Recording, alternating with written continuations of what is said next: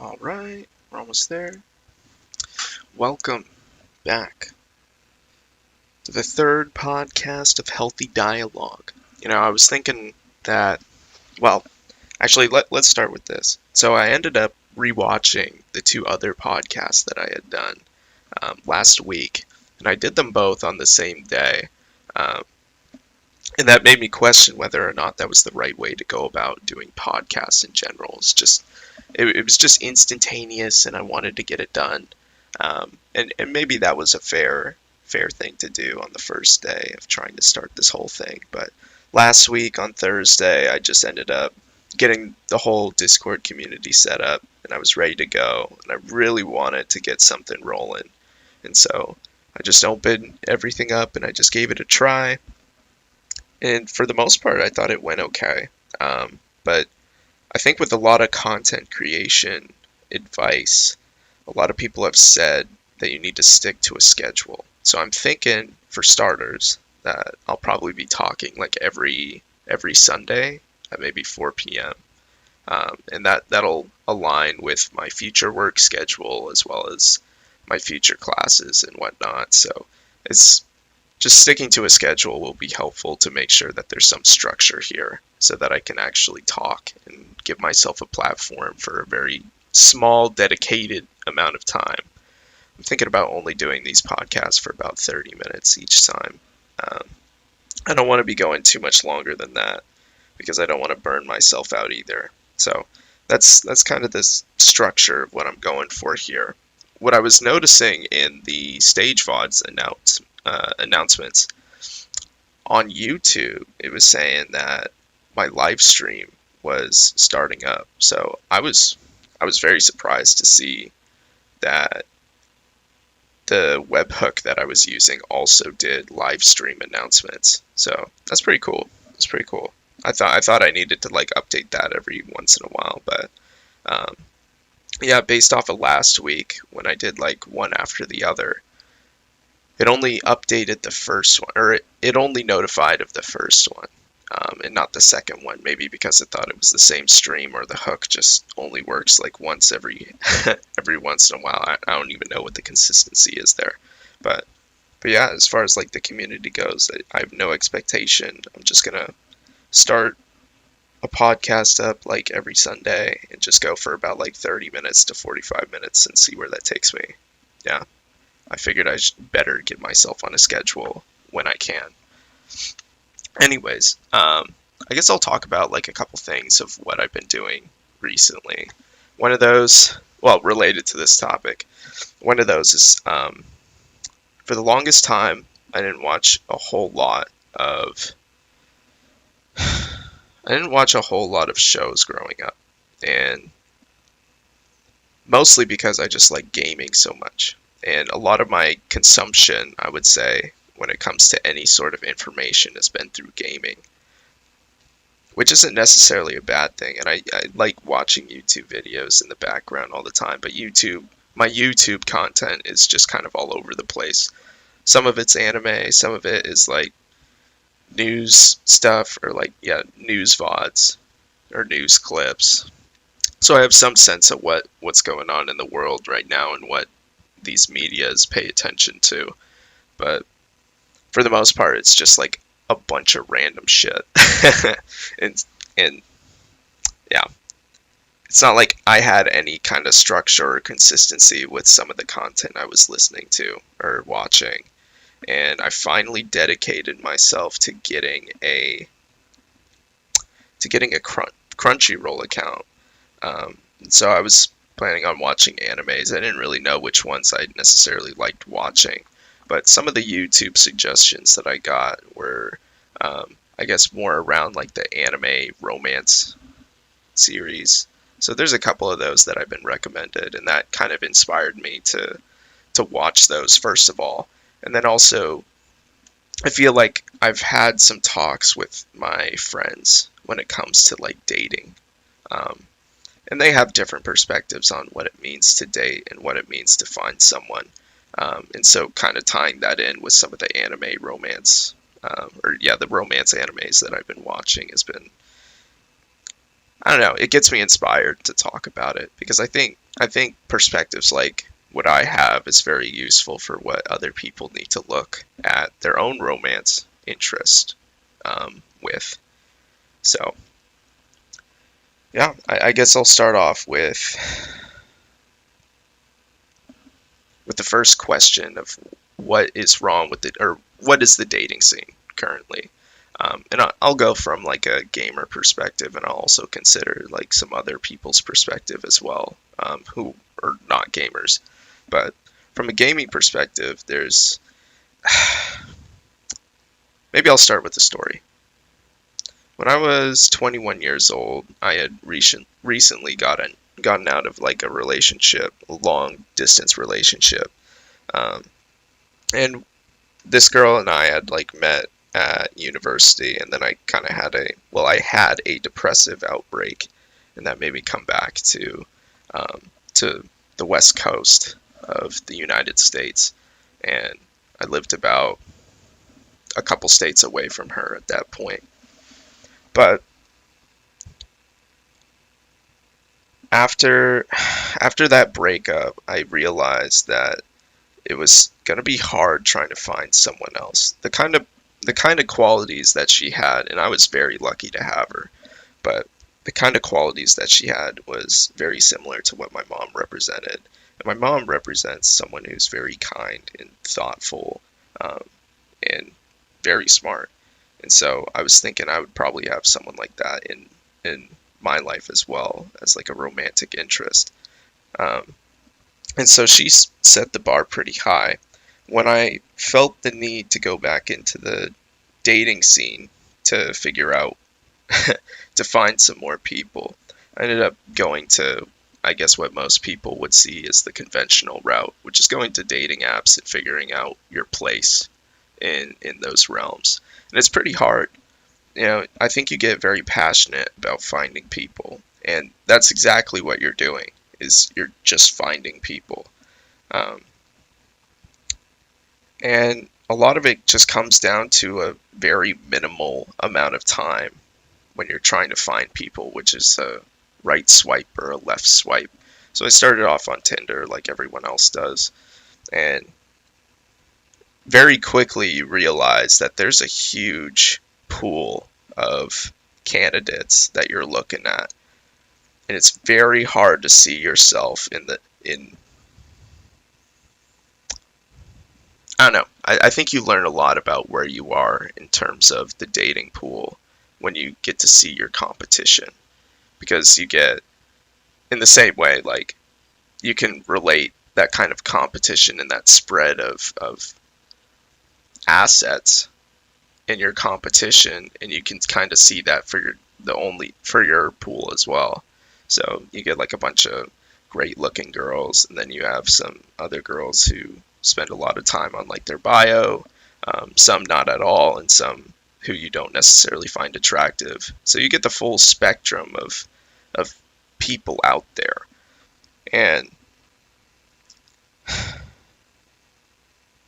think it's really hard on you because what you find attractive in that pool is, depending on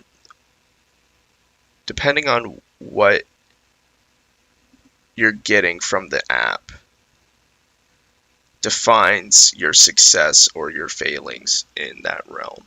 And so for me, when I was there, like, I would right swipe on everyone because I was genuinely interested in knowing people, and I was willing to give people a lot of benefit of the doubt despite my, I guess, initial reactions to them as a person based on their bio, which a lot of people don't spend a whole lot of time on. Like, as someone who finds words as a very meaningful way to communicate with others about how I'm feeling or who I am, it's a form of expression for me, right?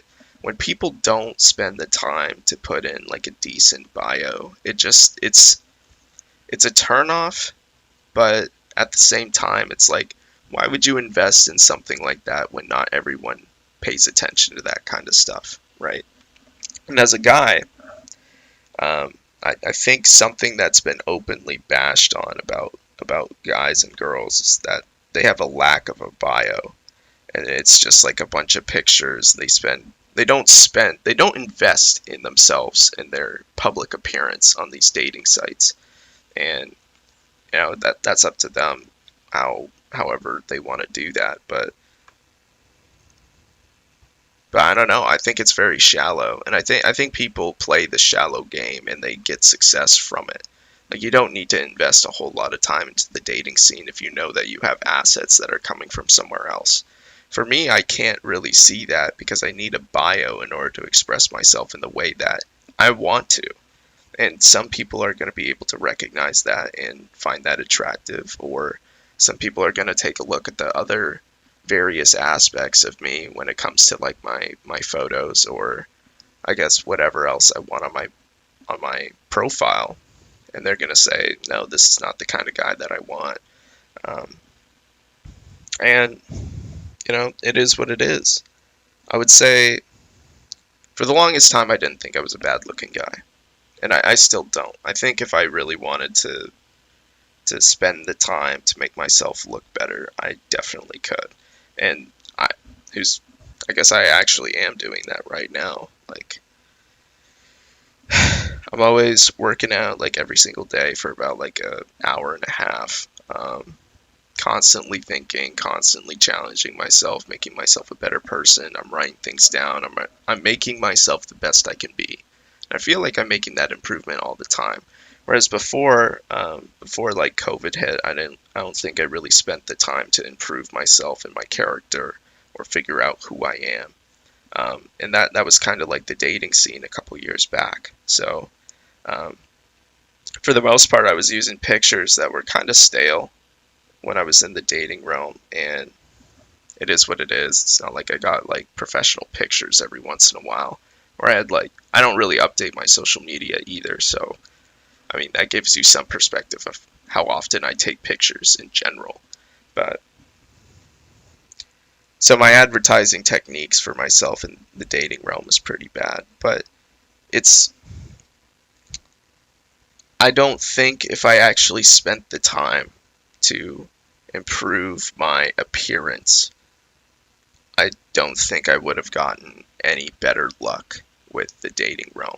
And the dating realm is so weird because when you go to these dating apps, there's something in mind that you have about what you're expecting from the experience. And I think too often you're let down because you didn't humble yourself to the idea of how marketable you really were to people. And sometimes not sometimes, I think that's very reflective of how people take a look at themselves as well. So once the market has told you your place as far as like a romantic interest or like a potential dating partner, I think the I think a conclusion that is usually drawn to is, well, if nobody's swiping right on me and I'm not getting matches at all with the people that I want, then that must mean nobody finds me desirable. And the dating scene isn't for me. And that's kind of true. I don't know how else you would take away from that experience if you're not finding any luck or whatnot. Or maybe you are finding luck and it's just not with the right people that you want.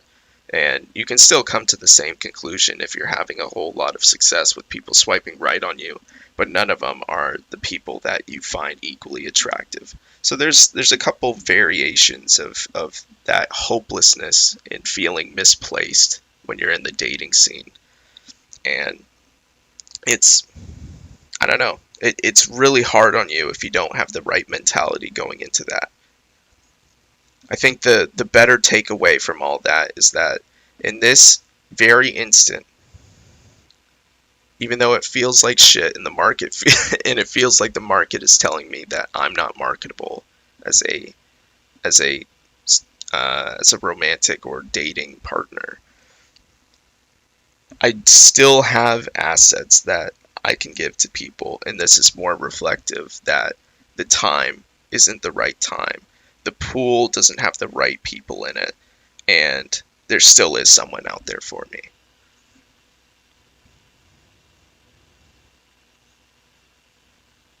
I think that's really the accurate way of going about that, because when you think about it, okay,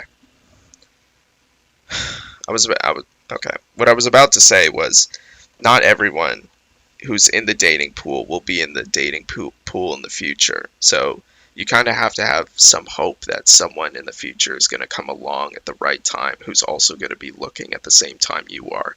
And that, I don't know how else to describe that situation other than it's just a miracle.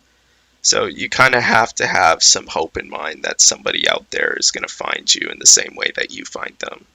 Um, and whenever that time is what's going to happen. Some of my friends don't feel that way though. It's like there's a sense of hopelessness with that, in the sense that you never know when that time is coming.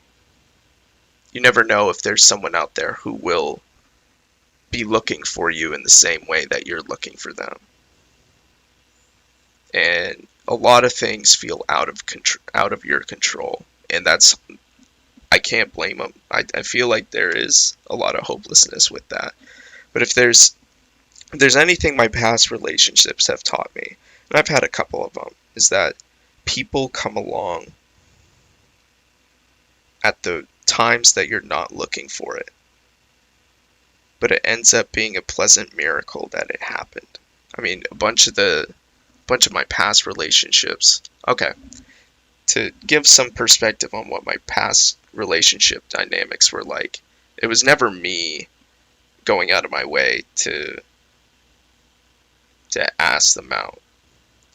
I feel like it was always they had to show appreciation to me for me to start appreciating them.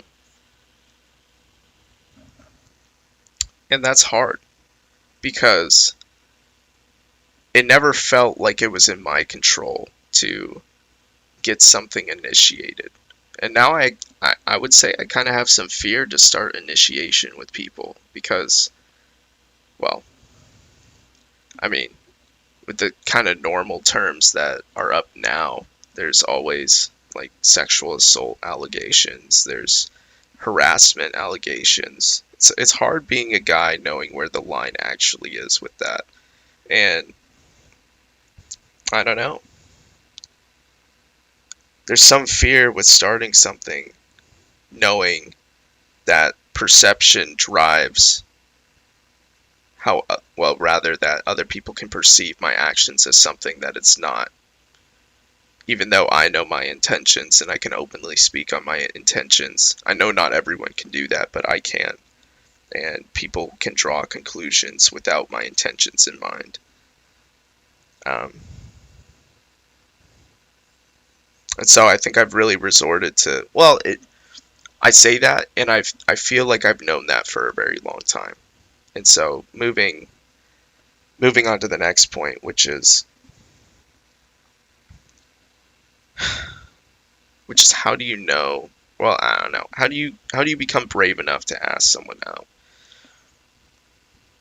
So knowing my history a little bit and just letting the the woman take the appropriate action to show interest first. How do you become brave enough when you've never been brave before, when you've never had the opportunity to be brave before, to share your own romantic interest, knowing that it could be, oh, I think I'm lagging.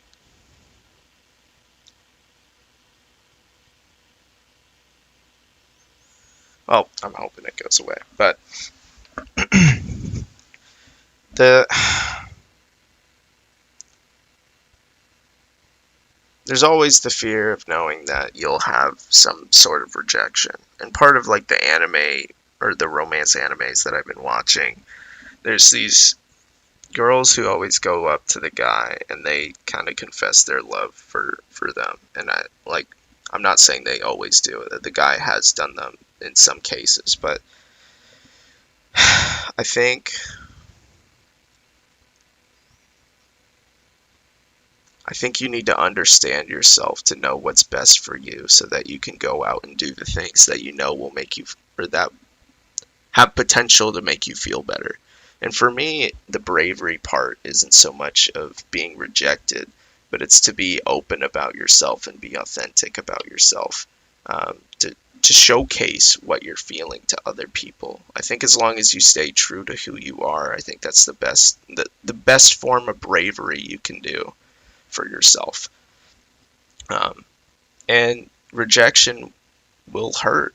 And part of being brave is knowing that regardless of, you shouldn't care about the outcome as long as you did everything that you're in control of doing was met with your own efforts.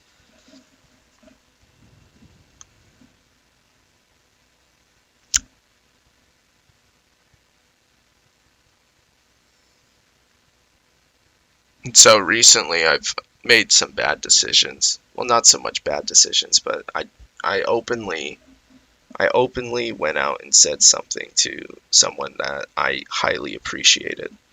And there were consequences along with that prohibited me from doing things that I found validation for. It restricted my access to places like that, and it's hard, but I know I can't really have both at the same time. So, it, the biggest takeaway from that bad action was that I did what I needed to do and I stayed true to myself, and I'm proud of that. I didn't harm anyone along the way, and everyone who received the information did what they needed to do. But I'm proud of myself because I did what I needed to do in terms of what I wanted and in terms of what would put my heart at like ease moving forward. So I don't really have any regrets with that. And I don't think if you hold on to information about yourself, about liking someone else, is a good path to not having regrets. So I think just don't regret anything that you do and feel the need to do things that you want to do. I'm very approachable, or well, rather I'm, oh gosh, what's the word? It's not it's not initiation, but I initiate things that I think are true to me.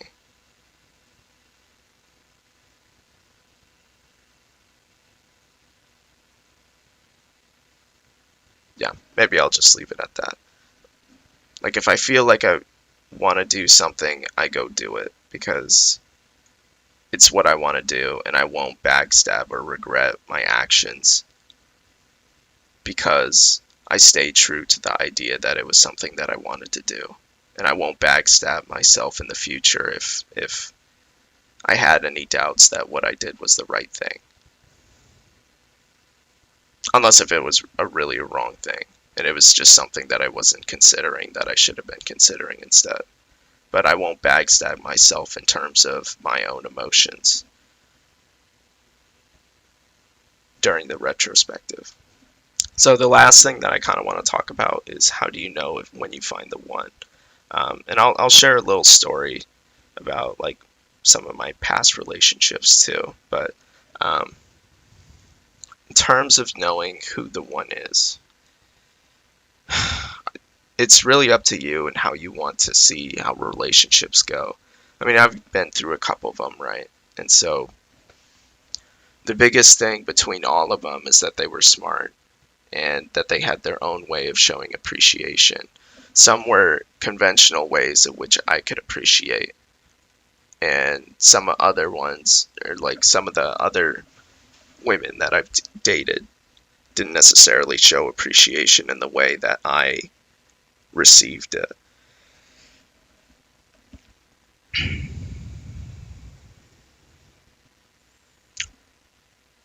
And I don't know. For the longest time, I thought I would just. I want to say the longest time I've just been settling with people who I've learned to love. because I had to learn to find, well, I had to learn the ways of what they could, or of how they appreciated people, or like appreciated a romantic interest. And that's a journey in itself. But then I realized that I just didn't feel as appreciated as I wanted to feel. And I just couldn't live with the way that they appreciated. So I figured if I'm if I don't feel good with that, sitting on that, then I might as well find someone else who does share methods of appreciation to way to, I guess, methods that I can appreciate. So I think finding someone who, well, part of learning who you think is the right one comes with experience. And I think there's a lot of, that's not to say that you should go into relationships thinking that other people are just like a temporary solution to this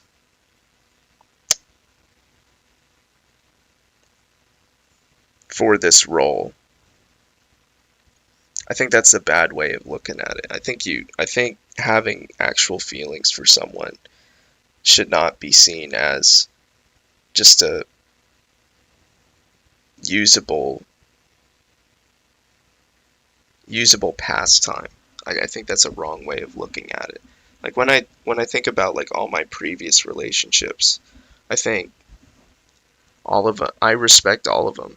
And I know a lot of people out there go exit relationships and they don't feel good about it, and they hate the other person for it. But I think a part of keeping a solid mind is making sure that you stay true to who you are, and you try to understand the person as much as possible. Like even if they cheat, I think that's a good indicator that they just weren't the right fit for you. And I think that's the takeaway that you need to have from something like that. Like yeah, it feels bad when someone backstabs you like that in terms of they couldn't be true to themselves, but that's exactly what they did.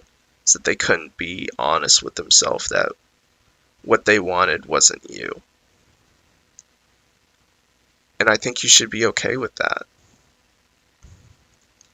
And it's hard to know who the one is because your perspectives are constantly changing about who is good for you and who isn't.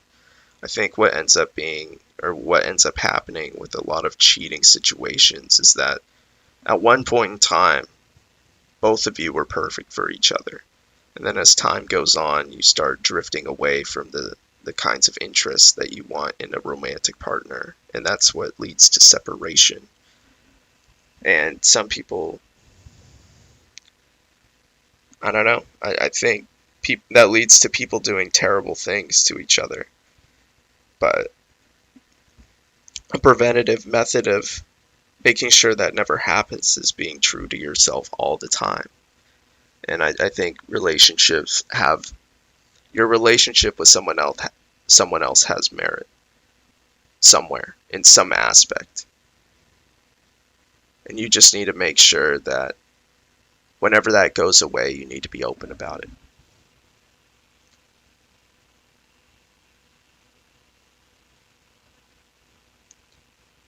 There's going to be core things that you want in someone else. I think as long as you find that other person who has those core things and you can be sure enough that those core things are going to stay with the other person, and those core things are going to stay with your own interest of who you want in someone else, I think you can be confident that the other person has a very good chance at being the one. And that's not to say that like every little detail, every other detail that isn't a core detail about someone else disqualifies them from being the one. I think you need to have some realistic leeway in your qualifications and how you see someone else. Like, not everyone is going to be perfect. Everyone's going to have their own challenges, and you need to make sure that you have a realistic mind when when you have another human or for another human, because that's exactly who they are in the same way that you are.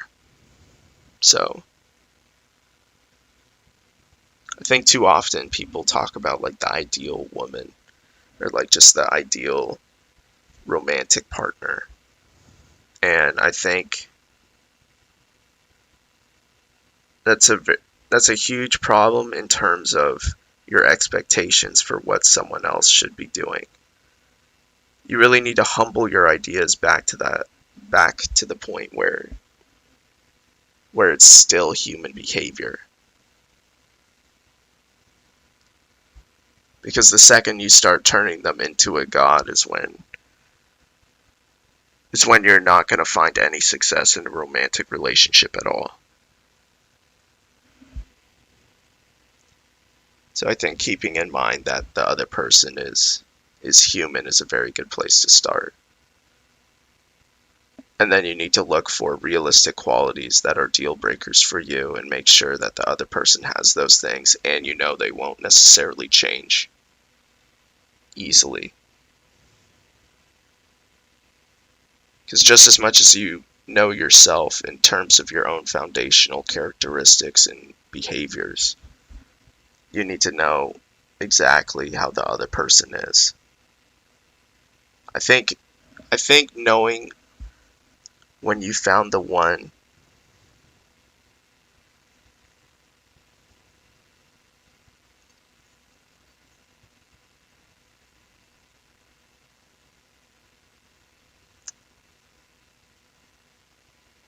you just need to know the other person on a level that convinces you that you know that they wouldn't change from their core characteristics.